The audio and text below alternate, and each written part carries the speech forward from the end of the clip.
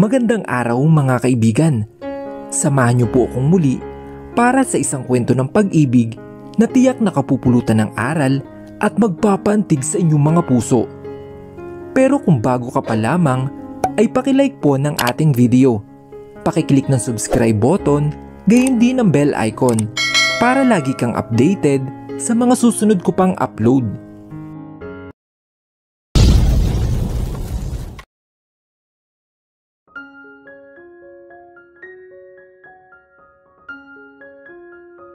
Tulungan mo na ako magluto, Kisha, para makakain ang dalawa.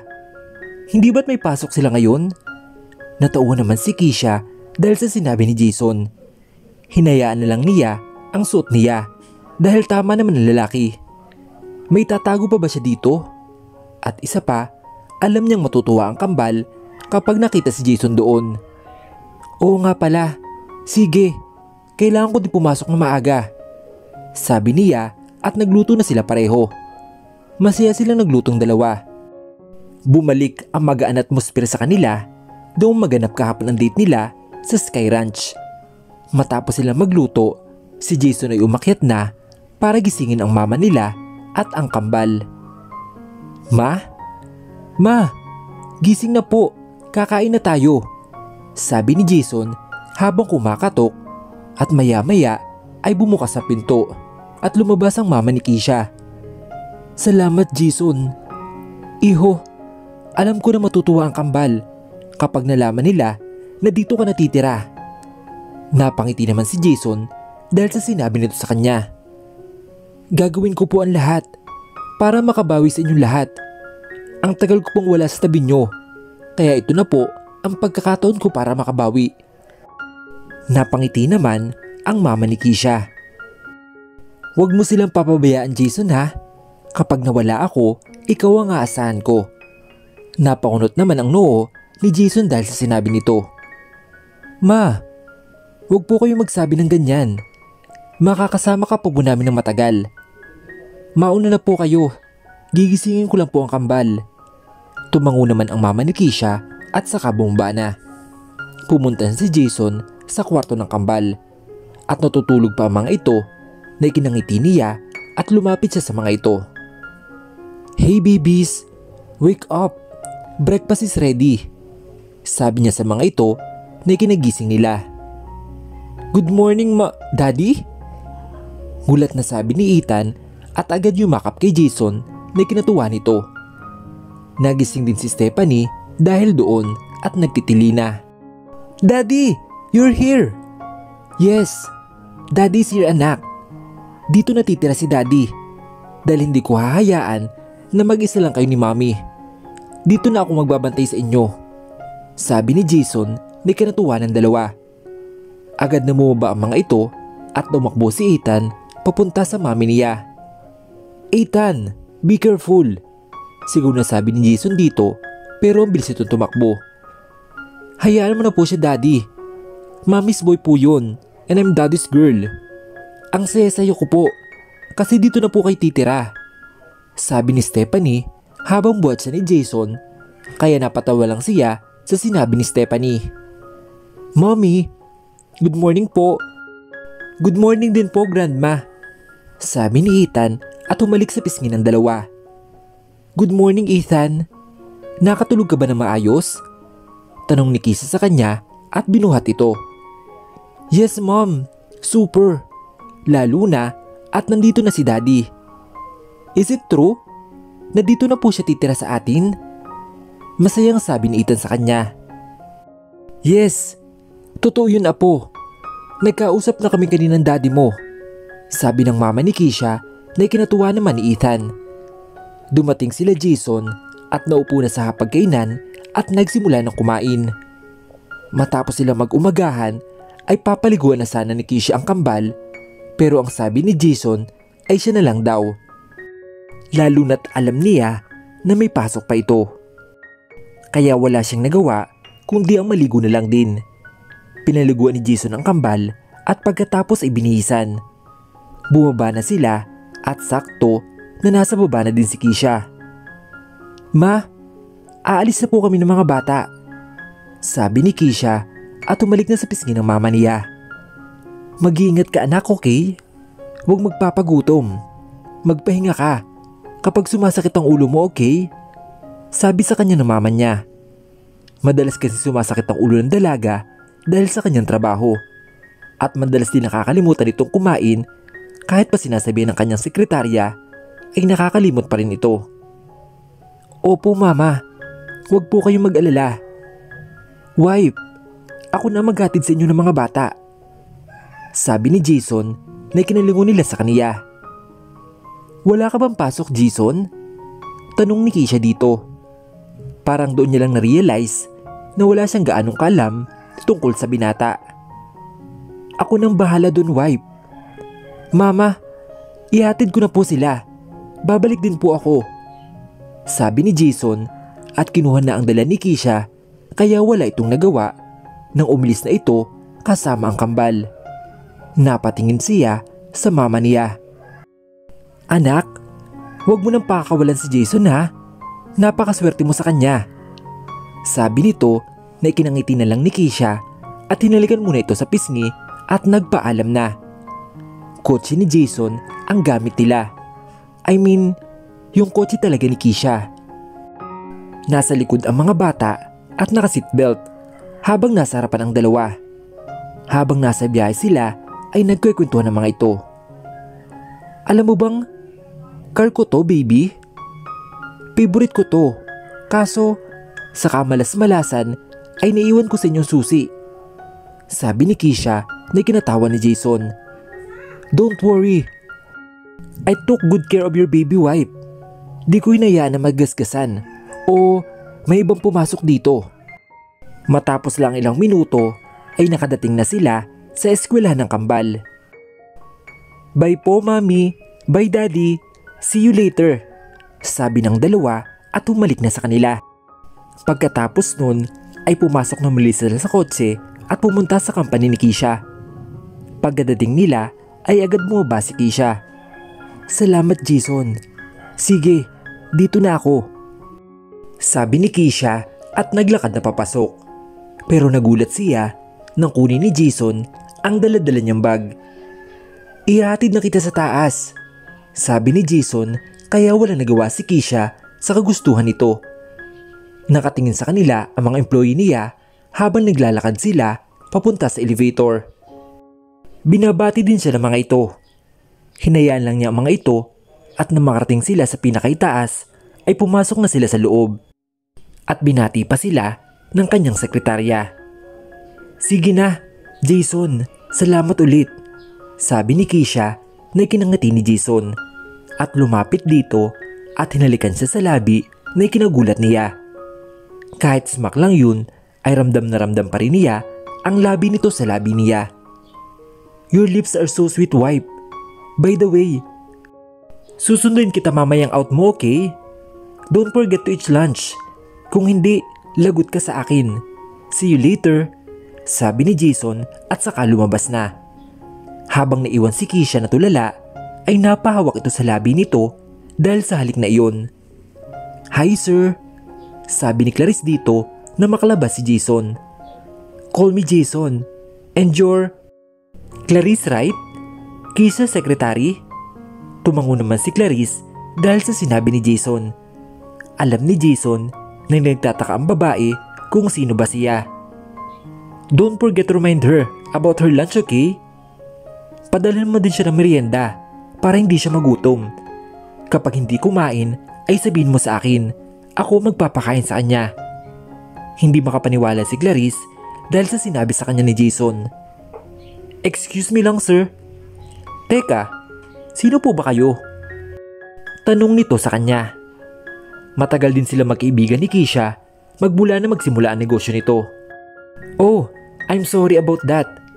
I'm the father of the twins and soon to be his husband. Don't worry, malapit na. At ikaw ang gusto kong masikaso ng kasal namin kapag dumating iyon.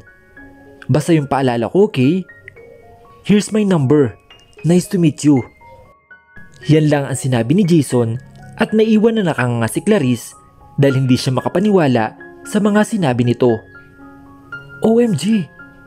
Kaya pala kumukha ni Ethan.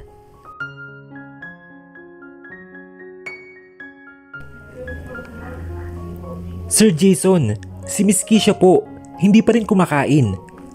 Napakunot ang noon ni Jason na mabasa niya ang natanggap niyang text mula sa sekretarya ni Keisha. Napatingin siya sa orasan sa kwarto ni Keisha. Nakatulog din kasi siya at kagigising niya pa lang. Nakita niya kung anong oras na at mas lalong kinakunot ng noon ito. It's almost 3 p.m. pero bakit hindi pa siya kumakain? Gulat na sabi niya at agad tinawagan ang sekretarya. Hindi pa rin ba siya kumakain? Nakatulog kasi ako. Unang bungad niya sa telepono nang sagutin ito ng sekretarya ni Keisha. Hindi pa rin po sir. Kakukuha ko nga lang po ng pagkain. Dinala ko po kanina at di pa rin niya ginagalaw. Hay, sige, pupunta ako dyan. Agad na binaba ni Jason ang tawag at dumiretso sa kusina. Naabutan niya ang mama ni Keisha na nandoon. Ma, di kayo nagpahinga? Tanong niya dito na kinangiti naman ito. Kagigising ko lang din iho. Nagugutom ka ba? Halika, ipagluluto kita. Nakangiting sabi nito sa kanya. Hindi na po ma, ako na po magluluto. Hindi man po para sa akin, kundi para kay Keisha. Sabi niya dito na ikinagulat naman ng mama ni Keisha at napailing na lang din. Hindi naman ba siya kumain? Ang batang yun talaga, palaging subsub sa trabaho. Sabi ng mama nito. Naku ma, akong bahala. Hindi pwedeng hindi siya kakain. Sabi ni Jason at naghanda ng lulutuin ito. Napangiti naman ang mama ni Keisha habang nakating sa likod ni Jason na naghahanda ng pagkain. Ma, titiran ko kayo para makakain din kayo, okay? Sabi ni Jason nang hindi lumingon dito at busy sa pagluluto. Alam mo Jason, ang swerte ng anak ko sa'yo. Napatigil naman si Jason dahil sa sinabi nito at maya-maya ay napangiti. Hindi po ma, ako po ang swerte sa anak nyo. She's my life, pati na din ang kambal. Sabi nito at tumingin sandali dito bago bumalik sa pagluluto. Kailangan niya kasing bilisan at mamayang 3:30 ay uuwian na ng kambal. At susundin niya pa ang mga ito. Mahal mo ba ang anak ko, Jason? Agad na napatingin si Jason sa mama ni Keisha at ngumiti dito ng malaki. Mahal na mahal ma. Hindi ko naman gagawin ang lahat ng to kung hindi ko siya mahal. At isa pa, noong gabing may nangyari sa amin, nangako ako sa sarili ko na pakakasalan ko siya. Pero bigla lang siyang nawala. Mapait ng ngiti ni Jason at humarapulit sa niluluto niya. Mabait si Keisha, Jason. At sa kabaitan na yun, natatakot ako na abusuhin. Nangyari yun ng isang beses dahil sa sobrang bait niya at nagtiwala siya sa isang employee. Muntik nang mawala ang isang branch sa Cavite. Halos anong oras na siyang umuwi noon dahil sa gulo na ginawa noon. Napaisip naman si Jason. Totoo ang sinabi ng mama nito. Mabait na tunay si Keisha at ngayon na nasabi yun sa kanya ng mama nito ay hindi niya maiwasan na mag-alala dito. Huwag kayong mag-alala mama, ako po ang bahala kay Keisha. Determinadong sabi ni Jason na kinangiti ulit ng mama ni Keisha at saka tumango. Malapit nang matapos si Jason at pinapakulo na lang niya ang nilagang manok nang umarap siya sa mama ni Keisha. Ma, salamat po. Salamat po at pumayag kayo dito. Nandito po ako tumira kasama sila. Sabi ni Jason na kinangiti na lang nito. Jason iho, alam ko mabait kang tao. Nag-usap na tayo. Malino na sa ating lahat na pinagkakatiwala ko sa iyong anak ko. Hindi ako nagsisisi na pinush ko ang anak noon na magkaroon ng asawa at anak dahil nakilala ka niya. Nagulat naman si Jason sa sinabi nito sa kanya. Ano pong ibig niyong sabihin? Tanong ni Jason. Matanda na ako Jason. Nakikita ko kay Keisha noon na wala siyang pakialam sa ibang bagay kundi ang trabaho lang. Tumatanda na siya at natatakot ako na maiwan siya mag-isa. Kaya pinilit ko siyang magkaroon ng asawa at anak, kaya sinasabar ng gabing iyon dahil sa stress ng pagpipilit ko sa kaniya. Naalala ko na binastos din siya ng blind date niya nung araw na yun. Napaisip naman si Jason sa sinabi ng mama nito. Naalala niya nung unang araw na kausap nila ang tito at tita niya sa Tagaytay. Nakita niya ang daliri nito na nag-cross fingers nung sinabi ni Kisha ang dahilan kung bakit sila nandoon dahil iyon sa stress sa trabaho. Ibig sabihin po, na-pressure siya? Sabi ni Jason na ikinatango ng mama nito. Tama ka. Nabanggit niya din sa akin na isa sa dahilan kung bakit siya pumayag sa nangyari sa inyo dahil sa kagustuhan ko. Hindi maiwasan ni Jason na masaktan sa sinabi ng mama nito sa kanya. Parang napilitan lang ang dalaga sa lahat ng nangyari sa kanila. Napayuko naman siya dahil sa isiping iyon. Jason, huwag mong isipin na napilitan nga si Kisha. Tulad ng sabi ko, isa sa dahilan so may iba pang rason. At alam kong mahal ka niya. Ina niya ako, Jason. Nakikita ko sa mga kilos at sa mga mata niya. Agad na nabuhayin si Jason at nag-angat ng tingin dahil sa sinabi ng mama nito. Totoo po ba yan? Nakangiti niyang tanong. Tumangulang ito sa kanya kaya mas lalo lumaki ang ngiti sa labi niya. Nung mawala si Kisha ay pinahanap ko siya kung saan. Pero nahirapan ako kahit na ilang taon ang lumipas ay mahal ko pa rin siya at walang nagbago doon. Pinapangako ko po na pakakasalan ko ang anak ninyo. Mas napangiti naman ang mama ni Kisha dahil sa sinabi niya. Sa wakas, ang pinakaintay niyang pagkakataon ay dumating na. Aasahan ko yan, Jason. Aasahan ko na aalagaan mo sila kapag wala na ako. Ma, huwag po kayo magsalita ng ganyan. Makikita niyo po pong ibang magiging apo niyo. Sabi ni Jason at kumindat dito kaya napatawa naman ito. Jason, kasal muna, okay? Gusto kong maranasan ng anak ko kung paano ikasal sa taong mahal niya. Nakangiting sabi nito sa kanya. Of course, ma. Promise po yan. Naluto na ang niluluto ni Jason at mag-aalas 3 na kaya agad na siya nagpaalam sa mama ni Kisha. Ilang minuto lang ang lumipas at nakadating na siya sa company. Marami ang nakatingin sa kanya at bumabati dito. Tinatango niya lang ang mga ito. Mukhang kumalat na sa lahat ang balitang mag-asawa na ang boss nila. Masaya ang marami sa kanila, lalo na nang malaman nila kung sino ang lalaking iyon.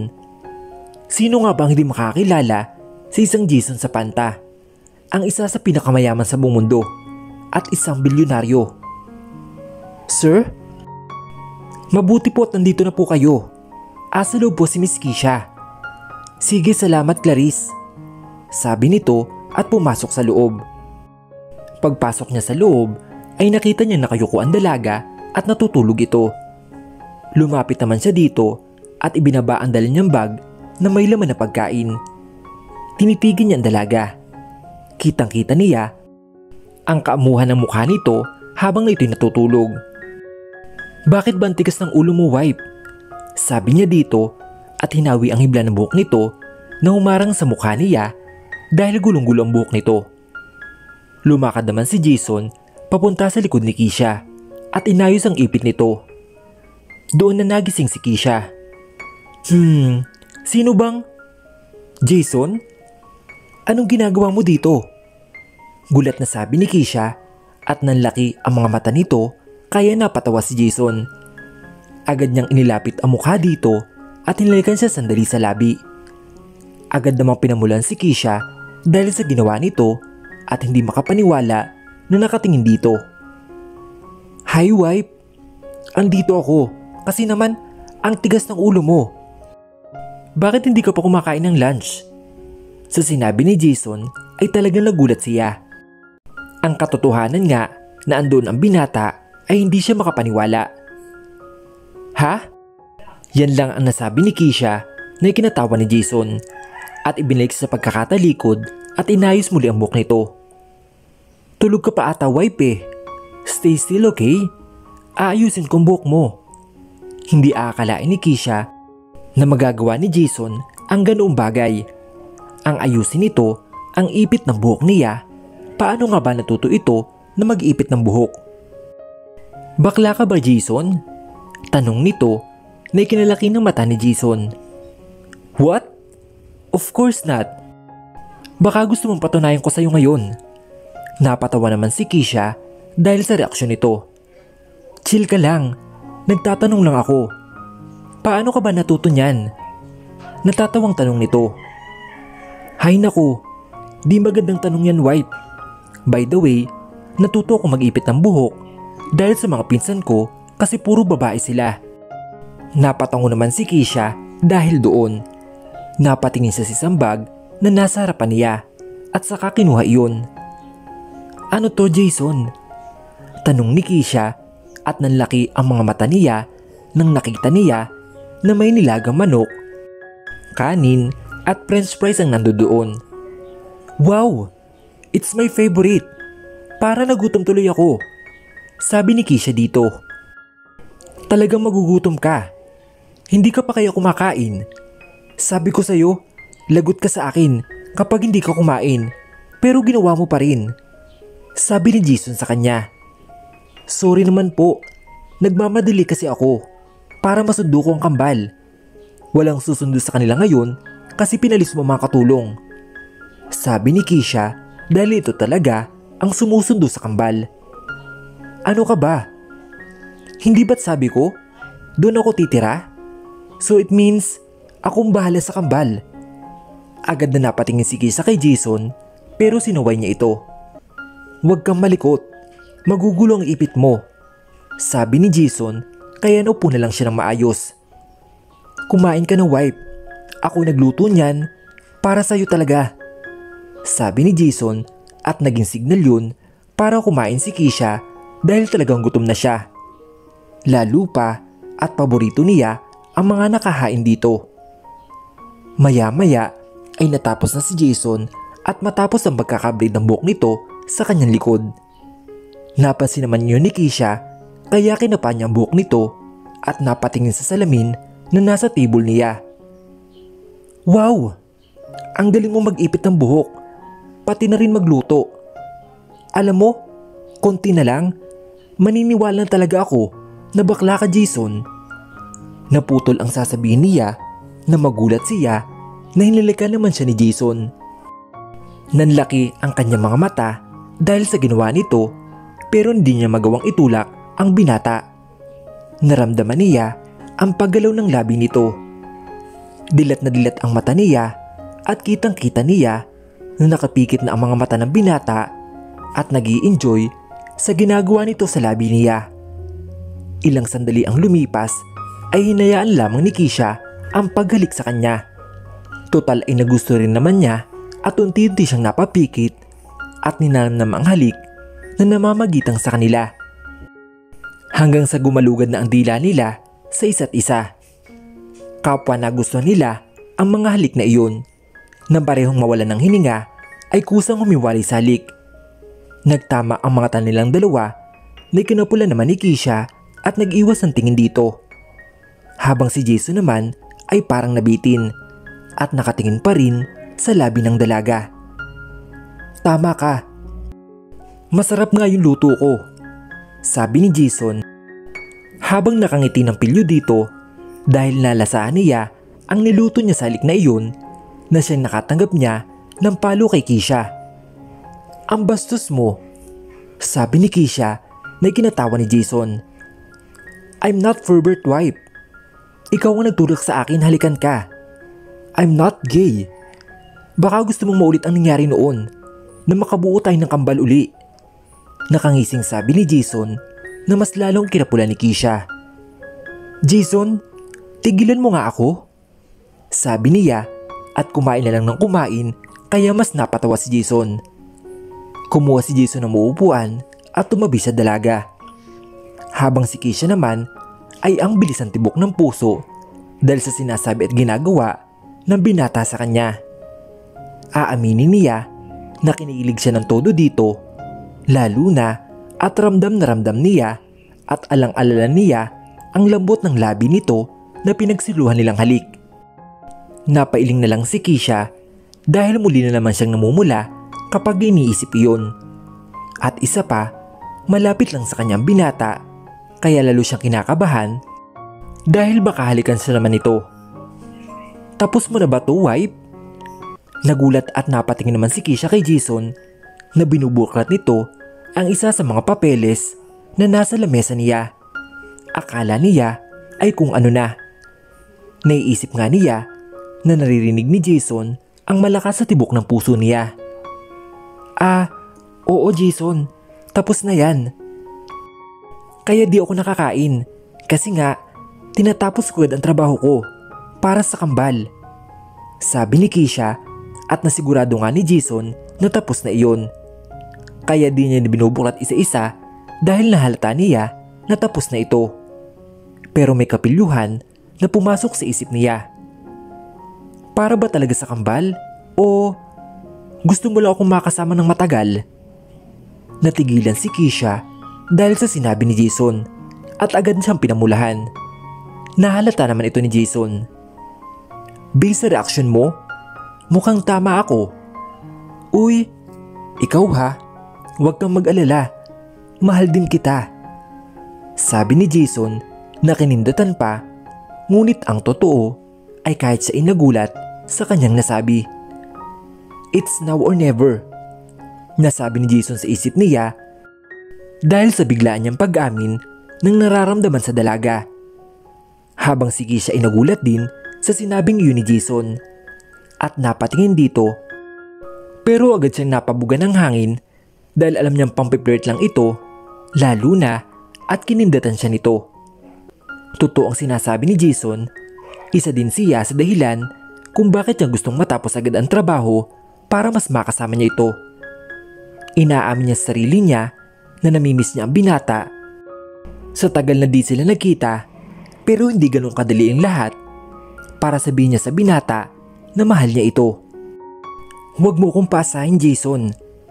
Malungkot na sabi ni Keisha at bumalik ang atensyon sa pagkain ito. Narinig yun ni Jason at agad hinawakan ang kamay ni Keisha kaya napatingin ito sa kanya. Kitang-kita ni Keisha ang pagkaseryoso sa mukha nito at sa mata. I mean it, Keisha. Mahal kita. Sabi ni Jason habang diretsong nakatingin sa kanya.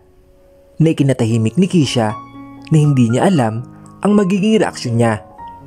Kung matutuwa ba siya o malulungkot. Hanggang sa maya-maya pa ay pumasok sa isip niya ang kanilang kambal. Sinasabi mo lang yan dahil sa kambal. Mapait na sabi niya at inilis ng kamay niya sa binata at muling hinawakan ang kubyertos niya at ipinagpatuloy ang pagkain. Natigilan si Jason sa kanyang narinig. Hindi niya inakala na ganoon tumatakbo sa isip nito. Naitanong niya sa kanyang sarili kung naging mabilis ba siya o sadyang walang tiwala sa kanya si Keisha. Napabutong hininga na lamang ang binata kaya kinalma ang puso niya. Kanina pa siyang kinakabahan simula nang madulas ito dito at nasabi niya na mahal niya ang dalaga. Matagal niyang pinag-isipan kung paano niya aamin sa dalaga at wala sa plano ang pag-amin niyang iyon kaya maging siya ay nagulat sa lumabas sa kanyang bibig. Ayaw naman niyang iparating dito na biro lang ang pagkakasabi niya na mahal siya nito. Dahil baka siya tuloy mawala ng pag-asa dito kaya naisip niya ipagpatuloy na ang nasimulan niyang iyon. Walang masamang sumubok basta tatanggapin mo ang kalalabasan nito. Kung sakali mang hindi ka magtagumpay sa una ay marami pang pagkakataon. Subok lang na subok. Muli niyang hinawakan ang kamay ni Keisha at inilagay sa dibdib niya na siyang ikinagulat ni Keisha. Busy ito sa sariling isipan. Ngunit nang mahawakan niya ang dibdib ng binata ay ramdam na ramdam nito ang mabilis na tibok ng puso ni Jason. Nagsimula na rin siyang kabahan sa kinikilos ng binata. Kaya nagtataka siya na tumingin dito. Nararamdaman mo ba? Mabilis ang tibok ng puso ko dahil kinakabahan ako. Kinakabahan ako dahil sa pag-amin ko sa'yo. Nadulas ako kaya it's now or never. Natigilin ang dalaga at hindi makapaniwalang nakatingin kay Jason na seryoso nakatingin din sa kanya. Nakikita niya ang pag-aalab sa dalawang mata ng binata. pag-aalab ng pagmamahal. Totoong sinabi kong mahal kita, Keisha. Noong gabing may nangyari sa atin ay nangako ako na pakakasalan na kita. Pero bigla kang nawala. Hinanap kita pero hindi kita makita hanggang sa inabot na ng taon. Pero may isang bagay na hindi nagbago sa paglipas ng panahon. Iyon ang nararamdaman ko sa iyo. Hindi kita hanapin kung hindi kita mahal, Keisha. Hindi kita hahanapin kung hindi ako patay na patay sa iyo. Hindi rin kita hahanapin kung hindi ako tinamaan ng sobra sa iyo. Kahit kausap mo sila Drew at mga kaibigan ko, sobrang laki ng pinagbago ko mula nang makilala kita, Keisha. Hindi ako sumuko na hindi kita makikita. Umaasa ako na isang araw ay makikita at muli kita makakasama. Pero hindi ko alam na sa pagkikita natin ngayon ay malalaman ko na nagbunga pala lahat. Nagbunga isang gabi na hindi ko pinagsisihan. Nagagalit ako sa sarili ko kasi wala ako sa tabi mo nang magbuntis ka. Ang gabi na naglilihi ka, ang araw na pumupunta ka sa doktor para magpa-check up, at ang araw na manganganak ka para sa anak nating dalawa. Mahal na mahal kita, Keisha. Diretso nakatingin si Jason kay Keisha nang sabihin niya iyon. Kitang-kita ni Jason ang pagbabago ng ekspresyon sa mukha ng dalaga. Ang kaninang pagtataka at pagkagulat ay ngayon napalitan na ng lumuluhang mga mata. Si Keisha naman ay hindi maiwasan na maiyak dahil sa sinasabi na kanyang mga narinig. Samot-saring emosyon ang nararamdaman niya, pero mas nag-uumapaw ang sobrang kasiyahan niya. Lalo na nang marinig niya ang salitang anak natin. Doon pa lang ay sobrang saya na niya. Bukod sa tanggap niya ang mga bata, ay hindi niya aakalain na mahal pala siya nito. Ang buong akala niya ay wala ng pag-asa. Unang-una, hindi na sila muli nagkita pa. Pangalawa, na magkita sila ay nakala niyang may pamilya na ito at mas lalong hindi matatanggap ang kanilang mga anak. At panghuli ay ang katotohanan na kahit kailan ay hindi siya nito mamahalin dahil isang gabi lamang iyon. Isang gabi na nagpabago sa buhay niya. Mas napayak si Keisha sa isipin na iyon na siyang ikinataranta ni Jason, at hindi siya nagdalawang isip na punasan ang luha sa mata ng dalaga. "Hey wife, why are you crying?" Tanong niya dito. "Nakakainis ka. Bakit ba lagi mo akong pinapakilig?" Iyak na sabi nito na siyang ikinangiti ni Jason. Akala niya ay kung anong nasabi niya na kinasama ng loob nito. Kaya siya umiyak, yun pala ay kabaligtaran, kaya niyang yakap ang dalaga. "Totoong lahat ng sinabi ko, Keisha. Mahal kita. You're my life and my everything." Bulong na sabi ni Jason at humiwalay sa pagkakayakap nila. Tinitigan niya ang dalaga sa mga mata at tinawakan na magkabiling pisngin nito. Nag-uumapaw ng emosyon ang makikita niya sa mata ni Keisha. Kapwa nangungusap ang mga mata at iisa ang sinisigaw ng kanilang tinginan na mahalin lang isa't isa. Parang isang mahika na unti-unting naglapit ang kanilang mga mukha. Walang tutol ang bawat isa hanggang sa magtagpo ang kanilang mga labi. Nasa isip ni Keisha na hindi kaya sobrang bilis ng lahat. Kakakilala pa lang nila kahapon at eto ngayon si Jason, sinasabihan niyang mahal nito. Pero based na rin sa kwento ng binata, ay 4 na taon siya nitong inintay at ganoon din siya dito. Panahon ang naging kalaban nila at ang tadhana dahil sadyang mapagbiro ang tadhana at pinaglayo sila, ngunit ngayon nga ay magkasama na sila. Wala nang masasaya pa sa katotohanang pareho kayo ng nararamdaman ng taong mahal mo. Nang matapos ang halik nila ay agad nagyakapan ng mga ito. Hindi na kailangang kumpirmahin ang lahat dahil ramdam na ramdam nila ang pagmamahal sa isa't isa. May kasabihan nga tayo, actions speak louder than voice. Sa huli ay si Jason na din ang humiwalay sa kanilang pagkakayakap. Ayaw pa sana nila, ngunit naisip niya ang anak nila na kailangan pang sunduin. "Finish your food, wife. Susundin natin ang kambal." Nakangiting sabi ni Jason na ikinangiti din ni Keisha at tumayo dito.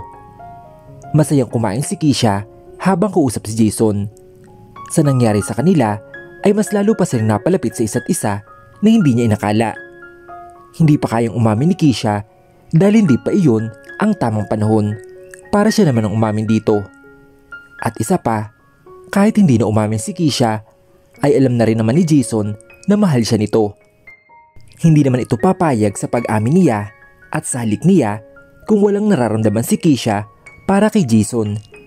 Ang tanging iniintay niya lang ay ang labi mismo ng dalaga na manggaling ang salitang mahal niya rin ito at handa siya maghintay sa panahong handa na ito na umamin sa kanya.